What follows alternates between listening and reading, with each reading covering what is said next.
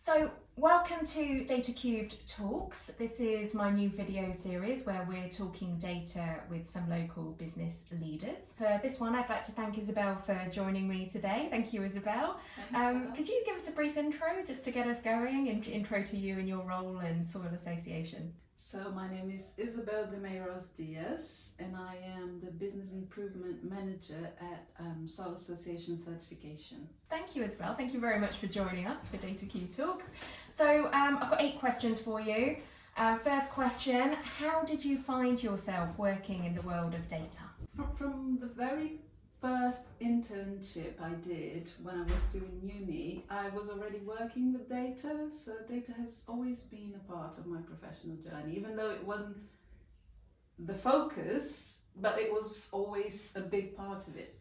And now as the business improvement manager, I find that data is essential to what I do. Great, thank you, Isabel. What does data mean to you? Because data can mean different things to different people. What does data mean to you in your role? I think data works in different ways. So it works, for me in particular, I use data to understand what a problem is, to measure how big of a problem it is before we start making improvements, making any changes.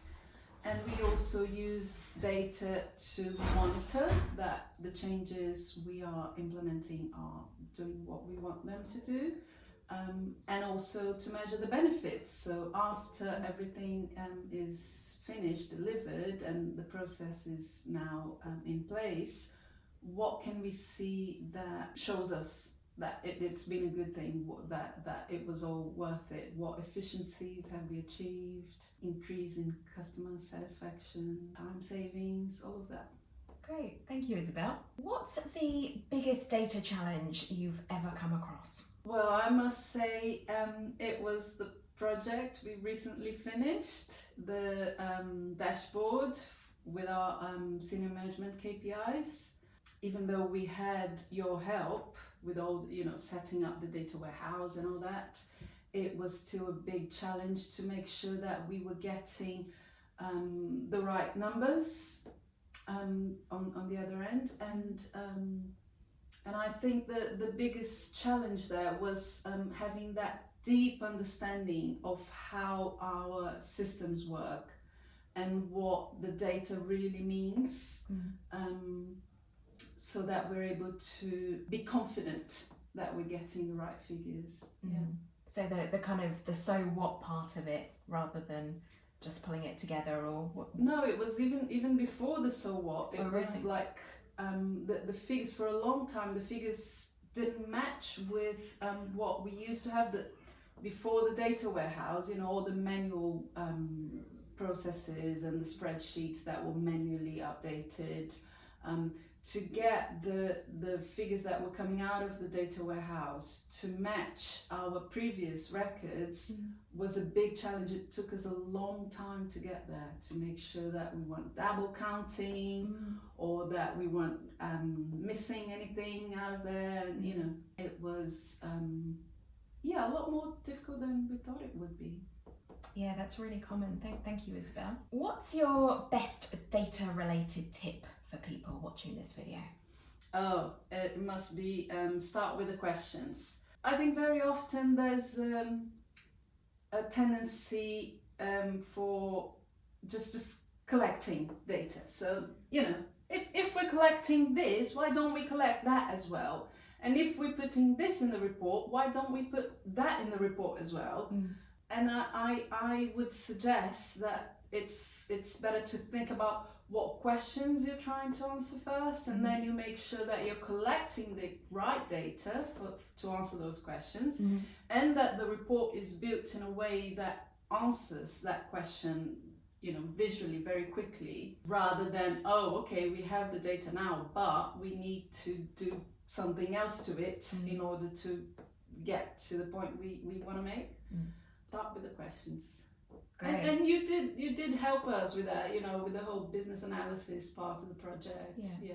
So Isabel, what's the biggest data opportunity you've come across when working with data? I don't know about the biggest opportunity, you know, the $1 million solution that has to do with data. But I think that what I notice very often is that people think they know something. They think they know, oh, yeah, our conversion rate is about 20%.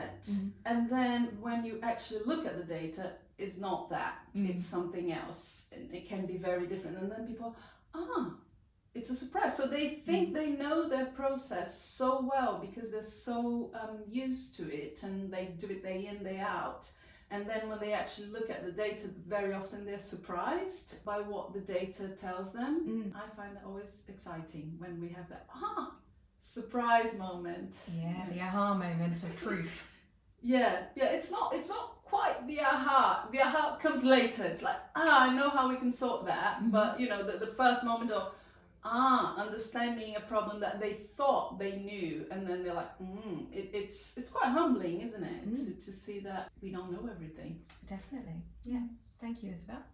When it comes to recruiting data type people, what data roles do you find the hardest to recruit? I think for a business like ours, because we haven't got a massive data team and we haven't got big budget for data either, I think the main challenge is to find people who can do different roles. So yeah, the combination of someone who can understand the back end but is also good at report building and visualization, and who also understands the operations and can help us with data quality and talk to the teams. I don't know, my impression is that there's like two job markets running in parallel. So there's the market for the hyper specialized people who are working for bigger companies or companies that specialize in data, and then there's the market for more generalist professionals who know a bit of everything and aren't really a specialist in anything. But you know, for smaller companies like ours, we wouldn't be able to afford, you know, the whole spectrum of IT and data professionals. So you're looking for those data generalists. Yeah, exactly. Yeah, and to be fair, we have invested a lot in data last year, so we're in a good position now. Great, thank you. What data risks do you worry about? What kind of worries about data keep you up at night? I'm not sure they keep me up at night. Good, that's a good thing. But we do have risks, obviously, you know, the whole because we're a company that is owned by a charity, so we do have a concern that and the charity provides advice to say farmers that can also be a client of the certification business. So that means that for accreditation purposes, the charity can't have access to any of our client data. But we do want to work closely with the charity, so it's often, you know, quite a grey area, I suppose, like making sure that we are sharing with them what we can share, but not sharing anything that is meant to be kept private. Absolutely.